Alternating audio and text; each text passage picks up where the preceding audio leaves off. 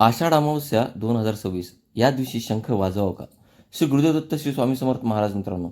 मित्रांनो, 15 जून अमावस्या आहे, आषाढ अमावस्या जवळ आली की अनेक लोक एक प्रश्न विचारतात.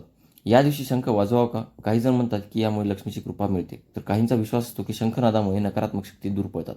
पण खरोखर आषाढ अमावस्येला शंख वाजवण्याचे महत्त्व आहे काय? आज आपण धर्मग्रंथ, परंपरा आणि आध्यात्मिक दृष्टिकोनातून यामागचं गुपित जाणून घेणार आहोत.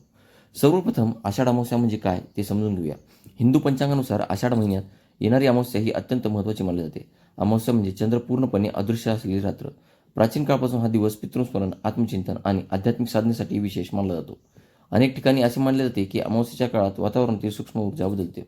त्यामुळे या दिवशी पूजा, जप, दान, शंखनाद यांना विशेष महत्त्व दिले जातं. आता प्रश्न येतो, शंखालाच इतकं महत्त्व का? याचं उत्तर आपल्याला पुराणामध्ये मिळते. समुद्र मंथनाच्या वेळी 14 दिव्य रत्न प्रकट झाले, त्यापैकी एक शंख होता. यामुळे याला पवित्र प्रतीक मानलं जातं. भगवान विष्णूच्या 4 हातापैकी एका हातात पंचजन्य शंख असतो. शंख हा विजय, धर्म, संरक्षण आणि शुभतेचे प्रतीक मानला जातो. महाभारतातील युद्ध सुरू होण्यापूर्वी श्रीकृष्णाने पंचजन्य शंख फुंकला होता. या शंखनादामुळे संपूर्ण रणभूमी दुमदुमली होती. म्हणूनच हिंदू संस्कृतीत शंखनाद म्हणजे केवळ आवाज नाही, तो एक सकारात्मक शक्तीचे आमंत्रण देणारा आणि नकारात्मकता दूर ठेवणारा आहे. पण आषाढ अमावस्येला याचे महत्त्व अधिक का वाढते? अनेक धर्म माहित्यानुसार अमावस्येच्या दिवशी मनुष्याचे मन अधिक संवेदनशील असते. म्हणून या दिवशी सकारात्मक वातावरण निर्माण करण्यासाठी दीपदान, मंत्रजप आणि शंखनाद करण्याची परंपरा आहे. असे म्हणले जाते की शंखातून निर्माण होणाऱ्या ध्वनिलहरी घरातील नकारात्मक स्पंदने कमी करण्यास मदत करतो. ओम या आदिदानीशी देखील जोडला जातो. काही आध्यात्मिक गुरूंचे मते शंखाचा आवाज हा विश्वातील मूलभूत स्पंदनाची आठवण करून देतो. आता एक मनोरंजक गोष्ट जाणून घेऊया. आपल्या पूर्वजांनी शंखाचा आवाज वापर केवळ धार्मिक कारणांचीच नाही, तर प्राचीन काळात युद्धाची पोषण, धार्मिक उत्सव आणि लोकांना एकत्र बोलण्यासाठी देखील शंखाचा वापर केला जातो. कारण शंखाचा आवाज दूरपर्यंत पोहोचतो आणि त्यामध्ये एक वेगळी ऊर्जा असते.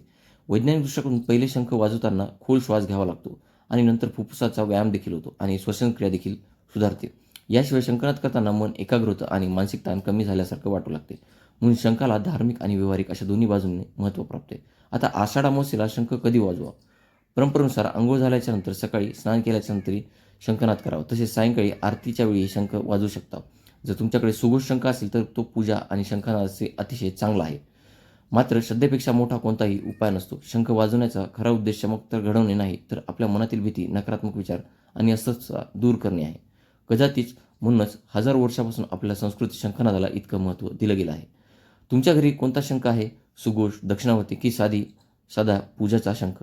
कमेंटमध्ये नक्की सांगा. व्हिडिओ आवडला असेल तर लाईक करा, शेअर करा आणि आमच्या आध्यात्मिक चॅनलला सबस्क्राईब करा. पुन्हा भेटू अशाच एका नवीन विषयासह. तोपर्यंत धन्यवाद. श्री गुरुदेव दत्त, श्री स्वामी समर्थ.